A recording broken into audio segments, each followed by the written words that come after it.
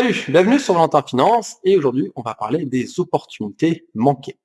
The real question is this: was all this legal? Absolutely fucking not.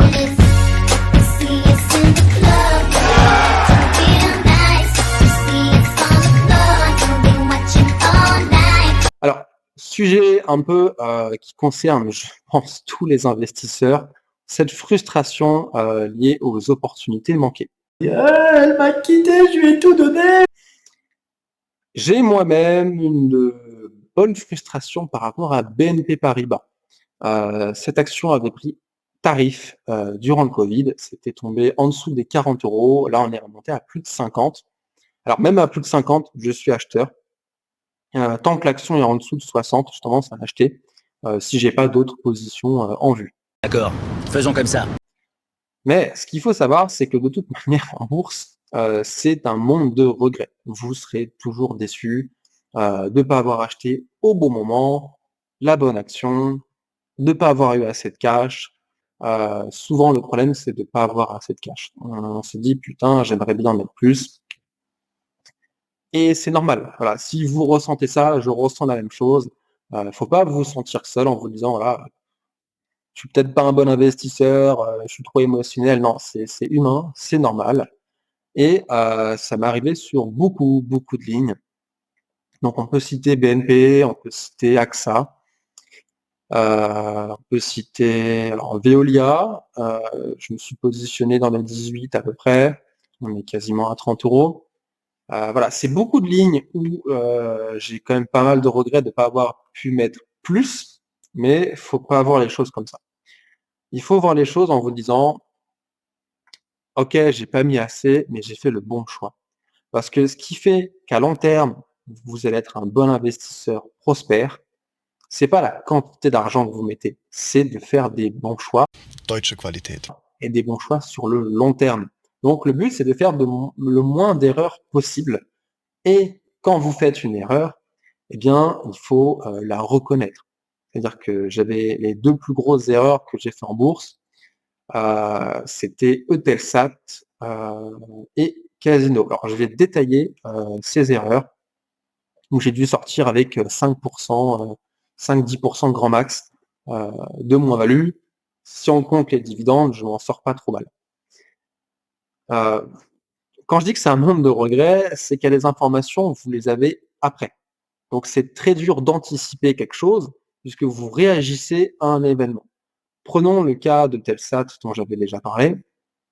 J'avais investi pour les dividendes en ayant lu le bilan. N'investissez pas au hasard en voyant j'ai un bon rendement, un bon dividende, j'investis pour le dividende. Non, il faut une raison pourquoi vous prenez cette position. J'avais lu le bilan, j'ai lu les contrats de Telsat, c'est des contrats qui sont longs. C'est-à-dire que même si le bilan est en perdition, donc baisse du chiffre d'affaires, etc., année après année, vous êtes assuré, en fait, pendant 20 ans, 15 ans, d'avoir un bon retour et un bon dividende. Et voilà, je voulais faire la stratégie du cigar butt. Ce qui s'est passé, je vous ai déjà parlé, l'entreprise coupait son dividende pour des investissements massifs, investissements que je jugeais trop risqués. J'ai clôturé toute ma position, même si j'ai perdu 5%. Si on compte les 2 années de dividendes, je suis en gain. Mais voilà, il faut avoir en tête pourquoi vous faites les choses, pas avoir de regrets et agir avec réflexion et parcimonie, c'est-à-dire ne pas, vous avez une info, agir de suite.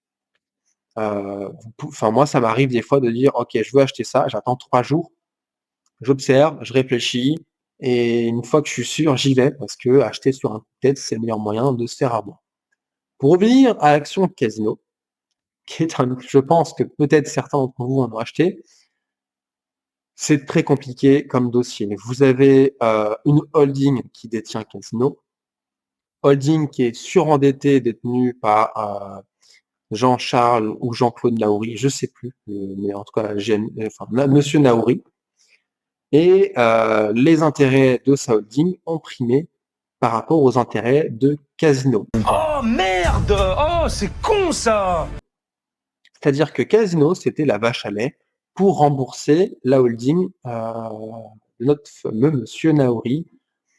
Sauf que cette politique de dividende était trop dangereuse pour Casino. Casino, en plus, avait une dette qui était très forte. L'action s'était effondrée à les 20 euros. Et j'en avais acheté pas mal, grosse position de 20% sur Casino, parce que le bilan était pas si désastreux. Donc c'est-à-dire que la dette pesait pas si lourd que ça, mais le problème c'était pas la dette, c'était la structure de la dette.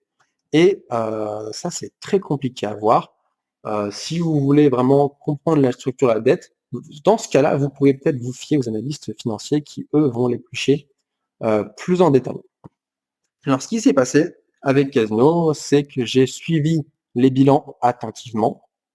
J'étais positionné dessus pendant à peu près 2 ans. Donc, pendant 2 ans, j'ai vu une amélioration du bilan, un désendettement, un poids de la dette qui baissait. Donc, l'action était remontée à plus de 28, 30. Et publication des résultats, mais que vois-je, la dette qui fait x4 ou x6, j'ai plus en tête le montant, c'était énorme. La dette avait explosé.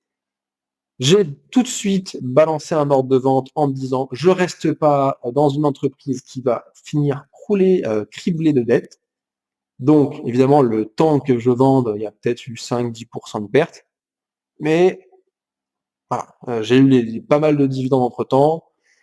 Et j'ai préféré m'en débarrasser rapidement et je suis plutôt content quand on voit que maintenant l'action tâtonne les 5 euros. Combien? Donc voilà, le monde de la bourse, c'est un monde de regrets, soit parce qu'on a fait un choix trop tôt, soit trop tard, soit pas assez. Le plus important, c'est pas combien, c'est comment vous le faites et pourquoi vous le faites. Ça, c'est super, super important. Toujours garder la tête froide.